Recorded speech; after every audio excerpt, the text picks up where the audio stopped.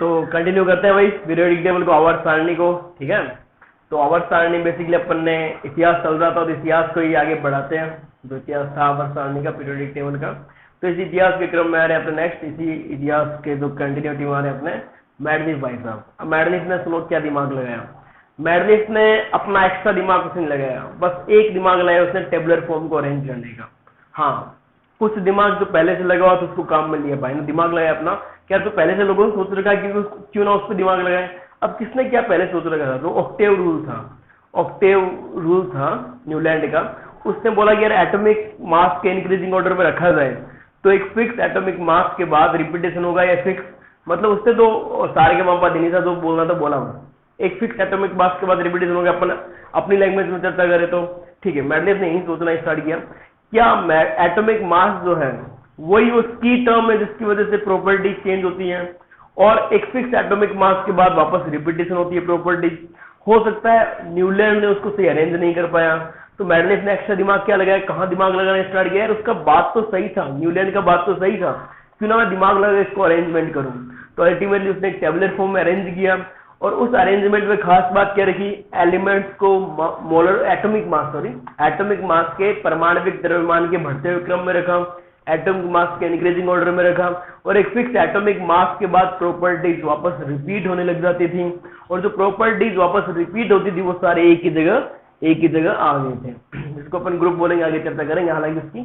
तो बेसिकली मैडलेफ ने कहां से दिमाग लगाया, क्या दिमाग लगाया, ये सारी चर्चा हो गई।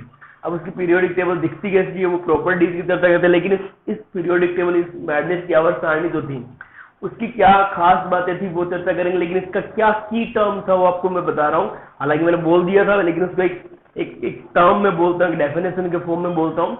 मैडलेफ के अकॉर्डिंग जो एलिमेंट्स की प्रॉपर्टीज है, प्रॉपर्टी मतलब उसकी फिजिकल प्रॉपर्टी भी और केमिकल प्रॉपर्टी भी, ठीक है। प्रॉपर्टीज का मतलब मैं ये दोनों प्रॉपर्टी के बारे में बात करूंगा। तो इसके अकॉर्डिंग जो एलिमेंट की प्रॉपर्टीज है वो उसके एटॉमिक मास के पीरियोडिक फंक्शन होती है।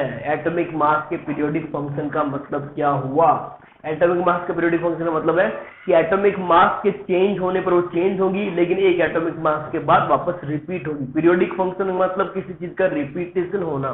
तो इसने बोला कि वो मास की चीज है, वो की टर्म है जिसके चेंज होने पर प्रॉपर्टी चेंज होनी है, और जिसके एक फिक्स मास के बाद वापस रिपीटेशन भी स्टार्ट है। तो देखते हैं इससे क्या बोला मैडलेफ। तो अपने जो फोर्थ नंबर है, 3 अपन चर्चा कर चुके हैं, फोर्थ की बारी है।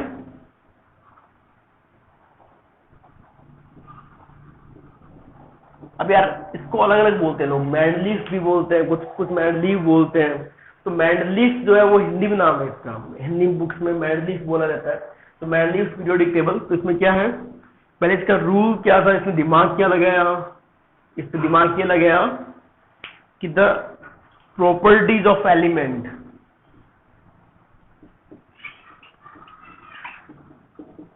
Properties of elements are periodic function of their atomic mass. Writing अपनी बढ़िया नहीं, बस बोल रहा हूँ उसकी समझ लो कि जो एलिमेंट की प्रॉपर्टीज है वो एटॉमिक मास के पीरियोडिक फंक्शन और एटॉमिक मास के बदलने पर बदलेगी, लेकिन एक फिक्स एटॉमिक मास के बाद वापस रिपीट भी होगी। पीरियोडिक मतलब किसी चीज का रिपीटेशन, ठीक है। अब उसकी प्रॉपर्टीज क्या थी, प्रॉपर्टीज ऑफ पीरियोडिक टेबल जो उसने सोची थी पीरियोडिक टेबल की, क्या खास बातें थी। तो पहले मैं तुम लोगों को डिस्प्ले दिखा देता हूँ, कि कैसे दिखती थी। तो आपको दिख रहा होगा कि पीरियोडिक टेबल कैसे दिख रही थी। अब इस पीरियोडिक टेबल आप यहाँ पर देख रहे हो, ये जो सारे एलिमेंट्स हैं, उन एलिमेंट में ये सारे रोज हैं, कुछ रो बने हुए हैं और कुछ ग्रुप बने हुए हैं। तो अपन चर्चा करते हैं कितने रो है कितने ग्रुप है। तो 7 जो रो है, इसको जो रो बोलते हैं, रो को अपन पीरियड बोलते हैं, और जो वर्टिकल कॉलम्स है इसको अपन ग्रुप बोलते हैं, ठीक है। तो इसके अंदर टोटल 7 पीरियड थे और 8 ग्रुप थे। 7 पीरियड, उस पीरियड को भी वैसे तो 6 दिख रहे हैं आपको, इसमें एलिमेंट के साथ 6 दिखेंगे, लेकिन 7th कौन सा अपन इंक्लूड कर रहे हैं, जिसके अंदर इसने हाइड्राइड और ऑक्साइड भी बताया कि कैसे इनके हाइड्राइड बनते हैं, कैसे इनके ऑक्साइड बनते हैं, ठीक है। उसके बाद में जो ग्रुप्स हैं, उन ग्रुप में हर एक ग्रुप को पहले तो 7 ग्रुप है उनको 2 पार्ट में डिवाइड किया, ए और बी, जिसको बोलते हैं सब ग्रुप। हर एक को 2 सब ग्रुप में डिवाइड किया, और जब अल्टीमेट फाइनल जो 8th ग्रुप है उसको 3 सब ग्रुप में डिवाइड किया। ठीक है, अब जो एलिमेंट्स रखे हुए हैं, जो भी एलिमेंट्स ने अरेंज किए, उन सबको एटॉमिक मास के इंक्रीजिंग ऑर्डर में रखा है। हाँ, जो एक ही ग्रुप में जो एलिमेंट्स दिख रहे हैं, एक ही ग्रुप में जो एलिमेंट्स दिख रहे हैं, एक ही ग्रुप के जो सब ग्रुप भी बोल दो कि एक ही ग्रुप वाले जितने भी लेते हैं, सब ग्रुप वाले ले लो या ग्रुप वाले, उनकी प्रॉपर्टीज क्या होती है, सिमिलर। जैसे फर्स्ट ग्रुप है उसमें ए ग्रुप बी ग्रुप दोनों हैं, तो ए ग्रुप वालों की प्रॉपर्टी अपने साथ सेम होगी, ऑलमोस्ट सिमिलर होगी, बी ग्रुप वालों की अपने साथ सिमिलर होगी। तो एक कॉलम जो भी है उस कॉलम की ऑलमोस्ट प्रॉपर्टीज क्या आती है, सेम आती है, सिमिलर आती है, एक जैसी आती है। ठीक है भाई, अब देख, अब मैंने इस सारी चर्चा कर ली पीरियोडिक टेबल का, अब मैं तुम लोगों से बताता हूँ इसकी प्रॉपर्टीज को लिखता हूँ। पहली प्रॉपर्टी क्या है, फर्स्ट प्रॉपर्टी क्या है कि इसमें टोटल, हाँ पहली बात तो एटॉमिक मास पे आधारित थी, it is based on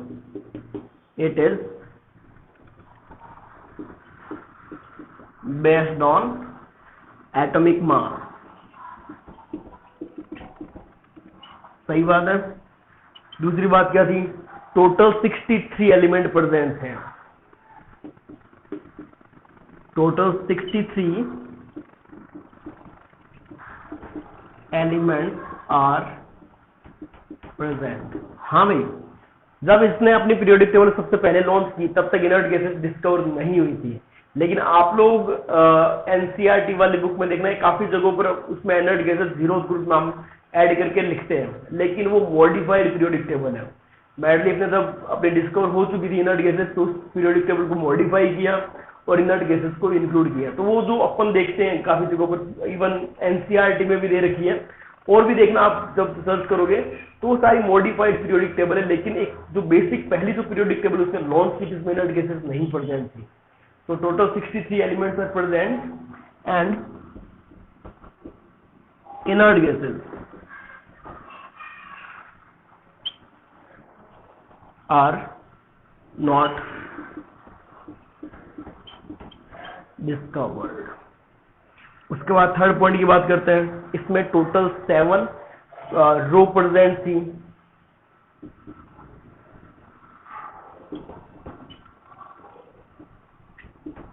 rose are present. अब इसको वैसे बोल सकते हॉरिजॉन्टल रो, ठीक है, which are known as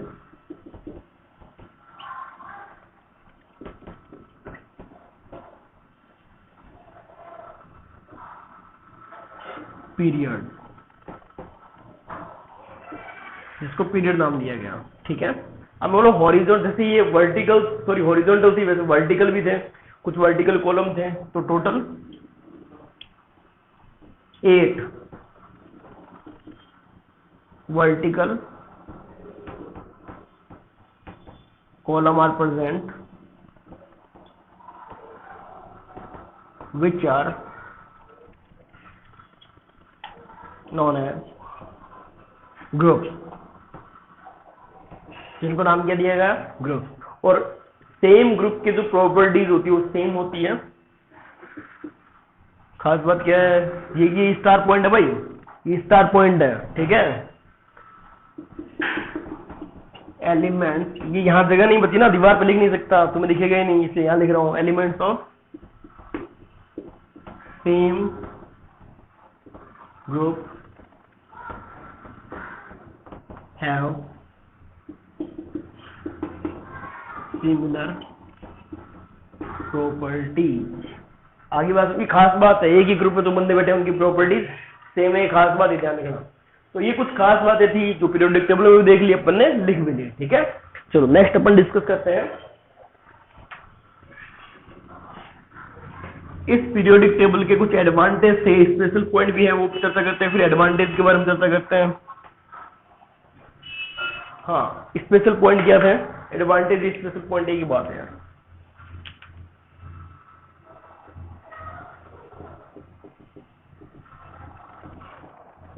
about Mendis periodic table, सबसे इन्हें खास बातें क्या थी, ये पहला आदमी था जिसने टेबुलर फॉर्म में अरेंज किया था एलिमेंट्स को।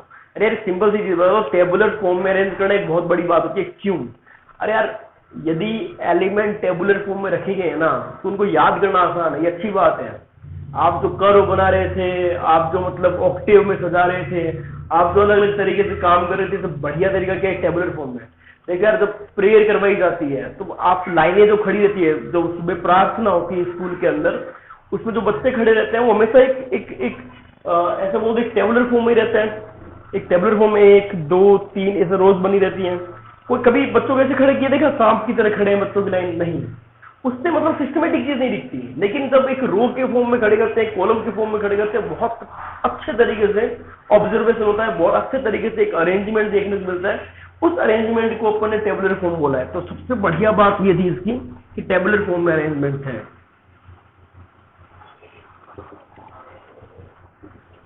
अरेंजमेंट इन टेबुलर फॉर्म, ये टेबुलर फॉर्म में अरेंजमेंट एक बहुत बड़ी बात है भाई। अब इस बंदे ने फ्यूचर एलिमेंट के बारे में डिस्कवर कर, मतलब फ्यूचर एलिमेंट के बारे में प्रोजेक्ट कर दिया था। कुछ जगहों पर इसने जगह छोड़ी, कुछ इस प्लेस ने खाली छोड़े और बोला एक दिन आएगा जिस दिन ये प्लेस भरे जाएंगे यहाँ पर एलिमेंट। मतलब इसने फ्यूचर प्रोडिक्ट कर दिया था यार। इस बंदे ने फ्यूचर प्रोडिक्ट किया अपने रूल पे, अपने नियम पर। इतना स्ट्रॉन्ग था बंदा कि मैंने तो चीज इतनी सही दी है कि जहां पर मैं खाली जगह छोड़ रहा हूँ वहां एलिमेंट मिलेंगे किसी दिन। तो प्रेडिक्ट फ्यूचर एलिमेंट, मतलब इसने किया, प्रेडिक्शन किया। जैसे गैलियम और जर्मेनियम जो थे तब तक डिस्कवर नहीं थे, लेकिन इसने क्या किया, प्रेडिक्ट किया, ठीक है। और जर्मेनियम से पहले सिलिकॉन आता है तो एक का सिलिकॉन रखा, इसका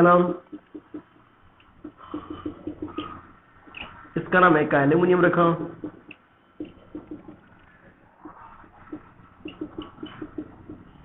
तो प्रेडिक्शन किया इस बंदे ने और अच्छी बात थी ये, ठीक है।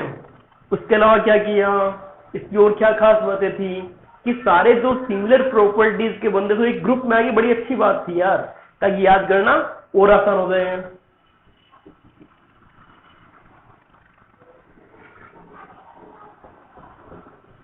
Element having similar properties,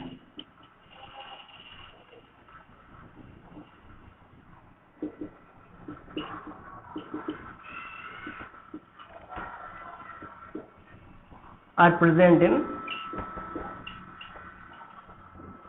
in a group।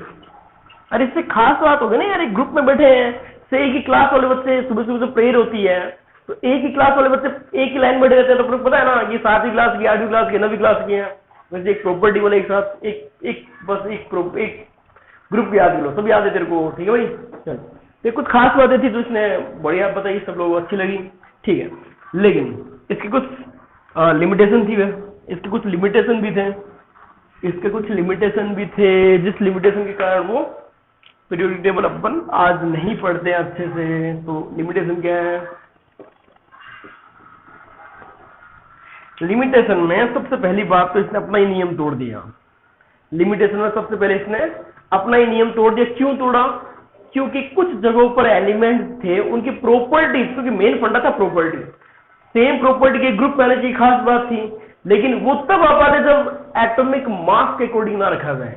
आगे बात समझ में, एटॉमिक मास के अकॉर्डिंग ना रखा जाए। जैसे ये दिक्कत कहाँ आई, पोटेशियम में आई। पोटेशियम जो पोटेशियम तो मास में हल्का था, आगे बात समझ में। तो पोटेशियम को कहाँ रखना चाहिए था, उसको पहले रखना चाहिए था। किससे पहले रखना चाहिए था, जो कैल्शियम वगैरह है इनसे पहले रखना चाहिए था।